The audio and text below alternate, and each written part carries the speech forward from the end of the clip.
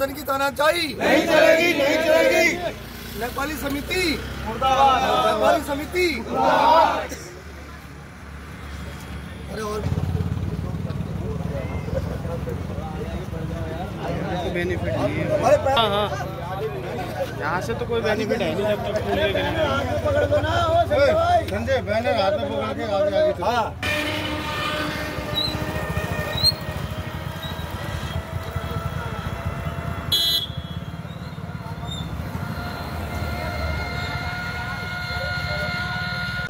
में आते हैं, इतने लोग यहाँ जॉब कर रहे हैं, इतने लोग यहाँ जॉब कर रहे हैं, इतनी नौकरियां कर रहे हैं। जो इंडिया का रिजर्व बंदा है वो 15,000 सैलरी मांगता है, 10,000 में काम कर रहे हैं, तब भी हम सहन करते हैं कि चलो ठीक है इन्वेस्टमेंट भाव में काम चल रहा है, काम करने दो। इनको इतना सब्र नहीं है कि हमारी गाड़ियाँ जानी है, बुकिंग उठा रही है, बुकिंग लेके जाए। मैत्री के नाम पे 3 बस का संधि हुई थी, 8-8 बसें चल रही है, फिर भी हम कुछ नहीं बोलते, फिर भी हम कहते चलने दो चलने दो। पूरा बनबसा खत्म कर दिया इन लोगों ने, पूरे होटल लाइन खत्म कर दी इन लोगों ने, वहाँ से सवारी ला के। आज टैक्सी वाले कैसे भी करके अपना भरण पोषण कर रहे हैं बेचारे, अपने सामान गिरवी रख के ब्याज पे पैसे लेके गाड़ियाँ खरीद रखी है। आने वाले समय में उनकी गाड़ियों की जिम्मेदारी कौन लेगा? ये प्रशासन तो लेगा नहीं। और इसीलिए इस संघर्ष को हमने आगे जताने के लिए आज हम सब लोग यहाँ पर बैठे हैं, सारे लोग उपस्थित हैं। और जितने भी नेपाल बस वाले सबकी टैक्सी आएगी, जो नेपाल बस वाले हैं उसके लिए तो सीडी भी बोल रहा है। मैंने उससे कहा कि मैं उनके नंबर पर्सनली आपको प्रोवाइड करा देता हूँ, आपको कार्रवाई करनी है उनके ऊपर कीजिए। वो कह रहे हैं कि गाड़ी वहाँ खड़ी है। सब इसको लेके जो बंद किया गया है, इसका कारण तो हमें भी नहीं पता क्यों उन्होंने बंद कर दिया है।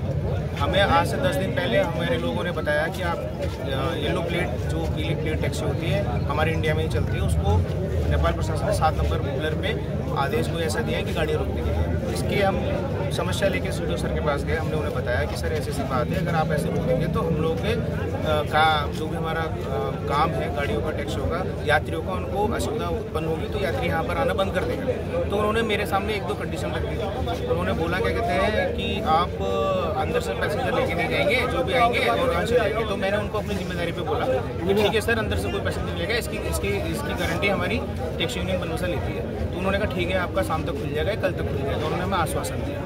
हमने उनसे कारण पूछा, मैंने कहा सर कोई ऐसा आदेश हो तो आदेश दे दीजिए, आपने जो बंद कर दिया, क्योंकि 2 देशों का मित्रता का संबंध है हमारा, नेपाल और भारत का। तो हमने भी चाहा कि ऐसा क्यों हो गया भाई, ऐसी हमने कौन सी गलती कर दी जो नेपाल प्रशासन ने हमें एक साइड से दोगलापन दिखाया है, एक अपना पन्ना दिखाते हुए हमें सौतेलापन दिखा के इस साइड को कर दिया।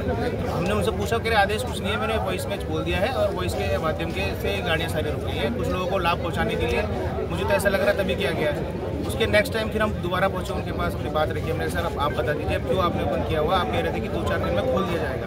उसके बाद भी उन्होंने हमारी कुछ समस्याएं सुनी और उन्होंने सेम आश्वासन दिया कि नेपाल की कुछ गाड़ियाँ यहाँ से चल रही हैं, जिनको बंद करने के लिए मैंने सारी गाड़ियाँ उस साइड को कर दी। तो हमने कहा सर जो नेपाल की गाड़ियाँ महेंद्रनगर से चल रही है, जो उनका ऑनर है बस समिति वाले, महाकाली वाले, पवन रूट वाले, महेश बोरा हैं और भी बहुत सारे लोग हैं, नवीन भट्ट हैं, उनकी गाड़ी जो चल रही है आपको पर्सनली पता है, आप उन पर इतने सक्षम है, आप कार्रवाई कर सकते हैं। तो उन्होंने कहा नहीं, कानून सबके लिए बराबर होगा, गाड़ियाँ सबके।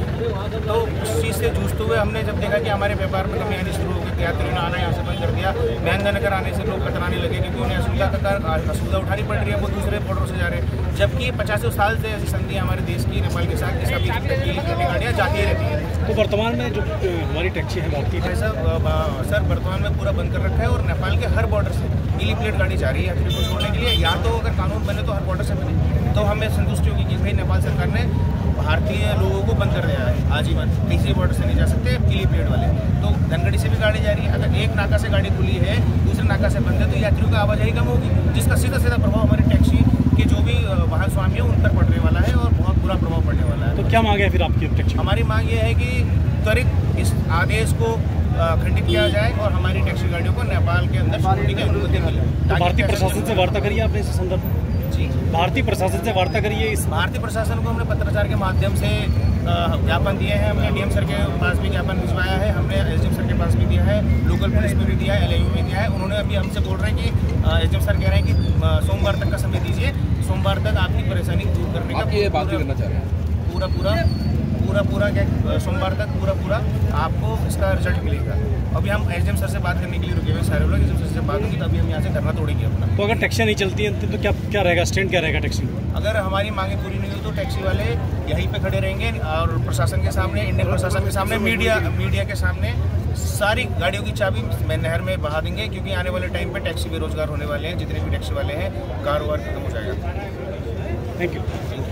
रोका था। और गेट रोकने के बाद हमारी मांग सिर्फ इतनी है कि हमारी गाड़ियों को वहाँ जाने दिया जाए और हमारे साथ दुर्व्यवहार ना किया जाए। और अगर ये मामला यहीं शांत नहीं होता है, हमारी गाड़ियों को जाने नहीं देते हैं, तो आने वाले समय में महाकाली बस समिति या भी जो भी वहाँ से गाड़ियाँ आ रही हैं उनको हम इस बॉर्डर से जाने नहीं देंगे। इसके लिए हम कुछ भी करने के लिए तैयार बैठे हैं।